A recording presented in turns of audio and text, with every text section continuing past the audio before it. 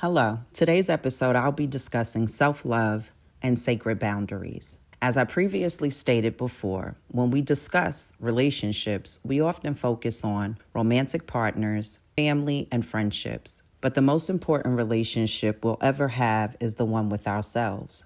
In this episode, I unpack the realities of self-love beyond the surface and how unchecked loyalty can become self-betrayal, how kindness is often exploited, and how negotiating your boundaries can quietly break you. I'll be sharing my personal journey through emotional abuse, abandonment wounds, family dynamics, marriage, loss, and the long road to healing. This is a raw conversation about recognizing betrayal, reclaiming your power, forgiving yourself, and learning what it truly means to love yourself.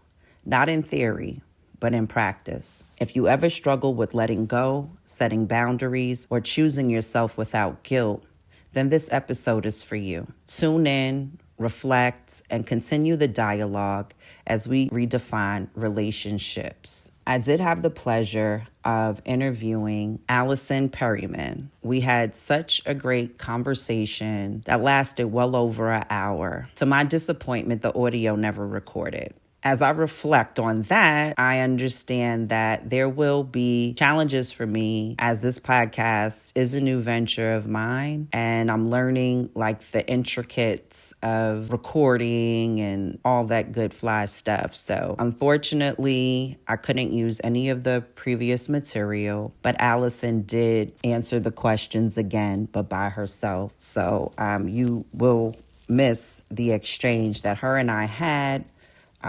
Which I really wish the audio was on and working because it was a great discussion. So nevertheless, here I am again, not allowing that to stop me. I will just discuss my part and my point of view, and then you'll be able to hear from Allison and what she has to say on the topic.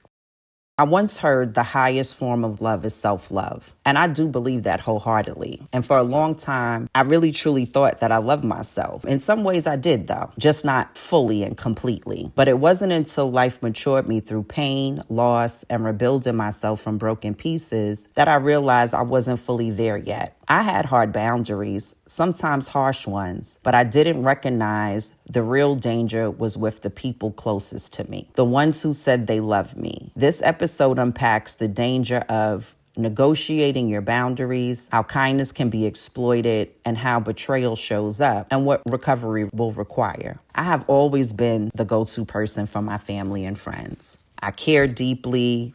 I'm compassionate, I'm empathetic, I love hard, and my loyalty runs deep. These are beautiful traits, but without non-negotiable boundaries, predators will prey. Growing up, I endured emotional abuse without recognizing it was abuse because it was normalized in my environment. I questioned myself, wondering if I was being too sensitive at times, while my spirit was screaming for me to acknowledge the obvious: disrespect, disregard, and lack of consideration. I was raised on ideas like family first, forgiveness is mandatory, and we stick together no matter what. However, without context, those beliefs can be catastrophic. Like many of you, I've learned how to cut people off and move forward, but family made that process far more complicated. I stayed in situations that drained my soul, forgave betrayal after betrayal, and didn't realize how deeply I was broken by those who claimed to love me the most. These patterns followed me into adulthood, into my marriages. Leaving wasn't an option. I had children and I wanted better for them than I had experienced. Although I was raised by a loving father, my dad, Ronald Day, aka Papa Ron, I carried a huge abandonment wound from my biological father's absence. That wound caused me to operate from a place of lack. Loss compounded it all. Death, neglect, carelessness by others. Each experience reinforced the belief that I had to hold on tightly to the people that I loved, even when they hurt me. Healing forced me to reevaluate everything. Over the years, I removed my access from people who no longer deserved it. I learned, studied, prayed, meditated, and most of all, protected my peace. But true clarity came when I leaned on God instead of my own understanding. How could I claim self-love while allowing my boundaries to be repeatedly violated? I was so loyal that I betrayed myself. Healing requires accountability. I had to forgive myself for the role that I played in my own suffering. The journey wasn't linear. There were tears, setbacks, and deep self-reflection, but they were all necessary. Today, I stand grateful. Grateful for my strength, resilience, and tenacity. Grateful for divine guidance and intuitive nudges towards wholeness. I no longer operate from lack. I've healed childhood wounds. I've dismantled beliefs that only served those who used me. My boundaries are firm and non-negotiable and unapologetic. I am aligned with my higher self, and I love me, like for real. Not in theory, but in practice. The journey was brutal and liberating at the same time. I am grateful for the trials that made me triumphant. I'm grateful for the pain that ignited my purpose. And I'm also grateful for the losses that taught me what real love is, self-love. In the words of the late Whitney Houston, the greatest love of all is learning to love yourself. I'm not just telling a story, I'm teaching from lived truth. Hi, my name is Allison Perryman.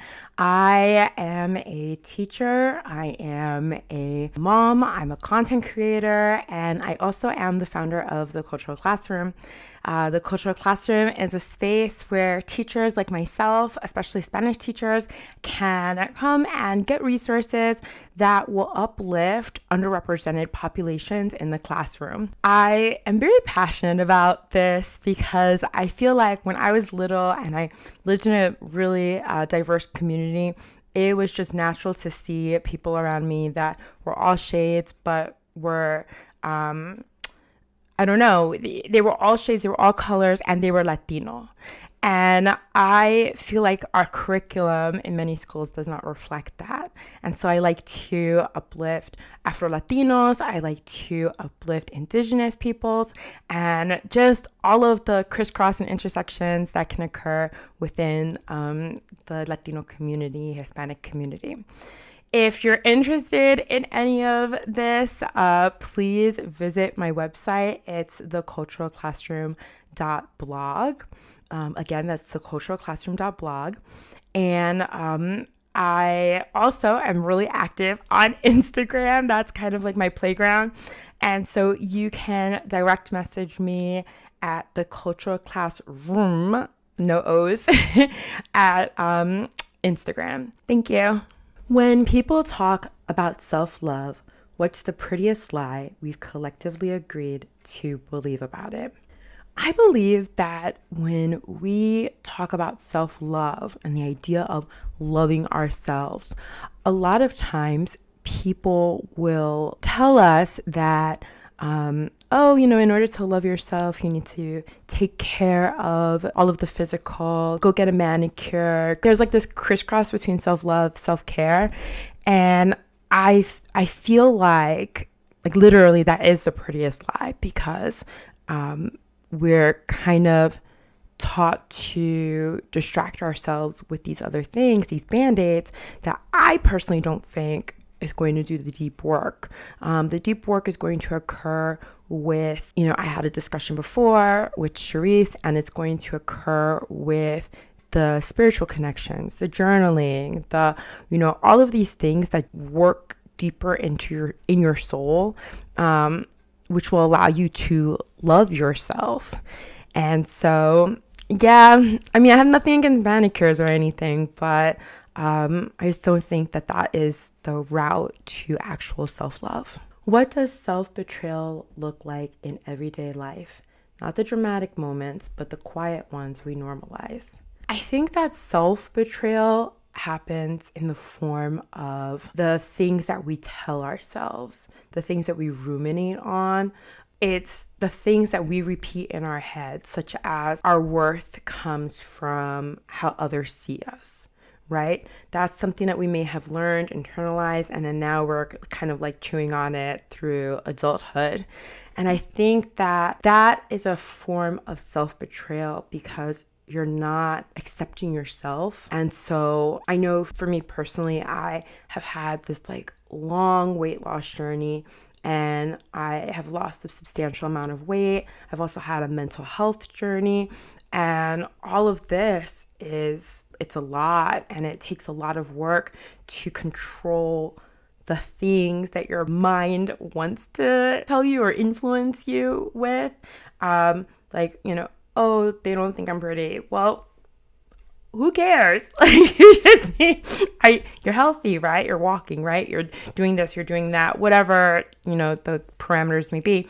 But it's just more so having acceptance as opposed to allowing your mind to be the one that's betraying you. Your mind is like the closest thing to you. What does rebuilding trust with yourself look like after years of ignoring your own needs? When you're rebuilding trust with yourself, after you have spent so much time neglecting yourself or neglecting trust, I feel like it's important to try to stay consistent with yourself, to try to really work on yourself, whatever that means for you. If that means going to a therapist and whatnot regularly. I also feel like it's a lot of believing in your own ability. There's a lot of belief, I feel, a lot of I can do this mentality. I feel like when you're rebuilding, you have to believe in the possibilities of what can happen. During my journey of rebuilding, I built a business. And that was so important to me because it showed me that I can do more. I can achieve more.